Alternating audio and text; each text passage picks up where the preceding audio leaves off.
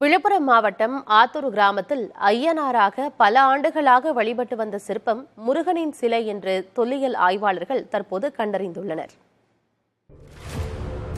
ஆத்தூர் கிராமத்தில் வயல் சூழ்ந்த பகுதியில் கட்டுமானம் ஏதும் இல்லாத இடத்தில் 2 சிலைகள் இருக்கின்றன. புடைப்பு சிற்பமாக உள்ள இந்த சிலையை ஐயனாராக கருதி மக்கள் வழிபட்டு வருகிறார்கள். ஆனால் இந்த சிலை ஐயனார் அல்ல, முருகன் சிலை என்கிறார்கள் தொல்லியல் ஆய்வாளர்கள். இதற்கான காரணங்களையும் ஆய்வாளர் ஜீவா குறிப்பிடுகிறார். கிட்டத்தட்ட 1400 ஆண்டுகளுக்கு முற்பட்டதாக இருக்கலாம், பல்லவர் காலத்தை சேர்ந்த புடைப்பு சிற்பங்கள் இது. இப்போ இந்த சிற்பத்தை பார்த்தீங்கன்னா தெரியும், ரொம்ப அழகாக யானை மேலே முருகன் அமர்ந்திருக்க மாதிரியான ஒரு சிற்பமாக வடிக்கப்பட்டிருக்கு.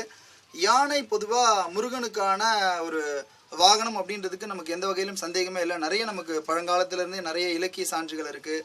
நிறைய இடங்களில் நமக்கு இந்த மாதிரியான முருகன் யானை மீது அமர்ந்திருக்க மாதிரியான சிலைகளும் நிறைய கிடச்சிருக்கு. இப்போ இந்த சிற்பத்துடைய அமைப்பு பார்த்தீங்கன்னா, இந்த முருகன் யானை மீது அமர்ந்த நிலையில் இருக்கார். அவரோட தலையில் பார்த்தீங்கன்னா கிரீடமும், அதே மாதிரி காதுகள் பார்த்தீங்கன்னா நல்ல நீண்ட தொங்கிய துளை காதுகளாகவும், அவருடைய கையில் முருகன் அப்படின்றத உணர்த்தக்கூடிய வகையில் பார்த்தீங்கன்னா கையில் நல்ல வேல் வச்சிருக்கிறது தெரியும் நமக்கு. கையில் பார்த்தீங்கன்னா கையில் வேலன் அப்படின்றதுக்கான அடையாளமாக அவர் கையில் இங்கே வேல் காட்டப்பட்டிருக்கு. இதே மாதிரியான சிற்பங்கள் நிறைய இடங்களில் நமக்கு இந்த பகுதியில் கிடச்சிருக்கு. ஆனாங்கூர், கப்பியாம்புலியூர் போன்ற பகுதிகளில் விழுப்புரம் மாவட்டத்திலேயே இந்த மாதிரி சிலைகள் கிடச்சிருக்கு. முருகன் சிலைக்கு அருகிலேயே உடைந்த நிலையில் உள்ள ஐயனார் சிலை இருப்பதையும் இவர் சுட்டி காட்டுகிறார். இந்த கண்டுபிடிப்பு இந்த ஊர் மக்களை ஆச்சரியப்பட வைத்துள்ளது. இது முருகன் சிலை பல்லவர் காலத்திலேருந்து சொல்லிட்டு சொல்கிறாங்க. ஆனால் நாங்கள் ஐயனாராக இதை கும்பிட்டுருக்கோம். எங்களுக்கு தாத்தா பாட்டா காலத்துலேருந்து இது ஐயனாராக தான் வணங்கிட்டு இருக்கோம். எங்களுக்கு அதை பற்றி ஐயனார் தான் நாங்கள் முடிவு பண்ணி வணங்கிட்டு இருக்கோம். ஆனால் வந்தவங்க மட்டும் தான் இப்போ பல்லவர் காலத்திலேருந்து இது முருகன் சிலை சொல்கிறாங்க. நான் பிறந்ததுலேருந்து எனக்கு என்ன சொன்னாங்கன்னா, இது ஐயனார் சிலை அப்படின்னு தான் சொன்னாங்க.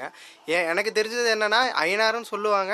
அதனால் நானும் ஐயனார் நினச்சி தான் கும்பிட்டுட்டு இருக்கேன். ஆனால் இப்போ தான் இவங்க சொல்கிறாங்க இது பல்லவர் காலத்திலேருந்து இருக்க முருகர் சிலைன்னு. திருத்தணியில் பார்த்தோம்னா யானை வாகனமாக அங்கே பார்த்துருக்கோம். ஆனால் இங்கே யானை மீது அமர்ந்த நிலையில் முருகர் இருக்கார். இது ஒரு ஆச்சரியமூட்டும் வகையில் இருக்குது. இந்த இடத்திற்கு சற்று தொலைவில் பல்லவர் கால கொற்றவை சிலையும் துர்க்கையாக மக்களால் வழிபடப்பட்டு வருகிறது. முருகன் சிலை இருக்க இடத்துல கொஞ்சம் தள்ளி வந்தீங்கன்னா ஒரு பல்லவர் காலத்தை சேர்ந்த கொற்றவை சிற்பம் கண்டறியப்பட்டிருக்கு. இந்த கொற்றவையோட சிற்பம் பார்த்தீங்கன்னா 8 கரங்களோடு இருக்குது. 8 கரங்களோடு இருக்குது. அதனுடைய மேல் 2 கரங்களும் பார்த்தீங்கன்னா இந்த பக்கம் முறையாக வலது இடது கரங்களில் பிரயோக சக்கரம் இருக்குது. அந்த பக்கம் சங்கு இருக்குது. 2 கைகளையும் சங்கு சக்கரம் இருக்குது. இந்த பக்கம் பார்த்தீங்கன்னா வாள், கேடயம், அதே மாதிரி இந்த பக்கம் இந்த கரத்தில் கேடயம் இருக்குது. அந்த பக்கம் வாள் இருக்குது. இப்படி ஆயுதங்களோட இந்த கொற்றவைனாலே ஒரு போர் கடவுள், ஒரு வாரியர் அப்படின்னு சொல்லுவாங்க. ஒரு போர் கடவுளுக்கான ஒரு அத்தனை அம்சங்களும் கொற்றவைக்கு இருக்கும். குறிப்பாக இந்த சிற்பம் இன்னும் நம்ம பார்க்க வேண்டியது என்ன அப்படின்னு பார்த்தீங்கன்னா, இந்த கொற்றவை நிற்கிறது பார்த்தீங்கன்னா மகிஷன் சொல்லக்கூடிய அந்த எருமையோட தலை மேலே நிற்கிற மாதிரியான ஒரு காட்சி இருக்குது. இந்த பக்கம் பார்த்தீங்கன்னா ஒருத்தர் தன்னுடைய தலையை அறிஞ்சு கொடுக்குற மாதிரி, அரிகண்டம் அப்படின்னு சொல்லுவாங்க. அதாவது கொற்றவைக்காக தன்னுடைய தலையை அறிந்து கொடுக்குறான் அப்படின்றது இந்த மாதிரியான ஒரு சிற்பம் இந்த இடத்துல காட்டப்பட்டிருக்கு. இந்த ஊரில் வயலுக்கு அருகில் சிவலிங்கமும் கண்டெடுக்கப்பட்டுள்ளது.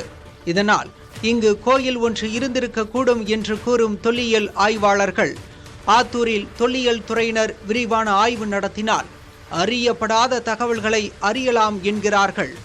புதிய தலைமுறைக்காக பார்வதி பாமா.